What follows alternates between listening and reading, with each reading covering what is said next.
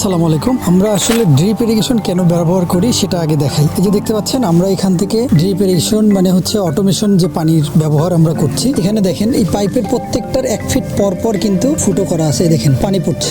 এইখানে একটা gate valve আছে যেটার মাধ্যমে আমরা চাইলে এই পানিটাকে বন্ধ করতে পারি, আবার চাইলে অন করে দিতে পারি। এটার পাশাপাশি যেটা করতে পারি, আমরা কত স্পিডে পানি নিতে পারবো বা কতগুলো পানি দরকার সেটাও আমরা এখান থেকে মেজারমেন্ট করতে পারি। এখন এটার সুবিধা কি, এই যে দেখেন সারাক্ষণ পানি পড়ছে, তো আপনি গাছের অনুযায়ী যে গাছে যে পরিমাণ পানি দরকার সেটা আপনি সারাক্ষণ দিতে পারবেন। এই যে দেখতে পাচ্ছেন যে জায়গাটাকে পানি পড়ছে প্রায় 1 ফিট জায়গা ভিজে যাচ্ছে, তার মানে আপনি যদি গাছটা এখানেও দেন তাতেও কোনো অসুবিধা নেই, সে পানি কিন্তু পেয়ে যাবে। তো আমরা এখানে ড্রিপ ইরিগেশনটা ব্যবহার করেছি। এক হচ্ছে পানির ব্যবস্থার জন্য, দুই হচ্ছে এই ড্রিপ ইরিগেশনে আমরা চাইলে লিকুইড ফার্টিলাইজারও কিন্তু এখানে দিতে পারবো। আপনারা দেখেছেন যে বিদেশে ব্যবহার হয় লিকুইড ফার্টিলাইজার, গাছের প্রত্যেকটা গোড়ায় গোড়ায় ওই সারগুলো চলে যায়। তো আমরা এই দুইটা সিস্টেমের জন্য ব্যবহার করেছি।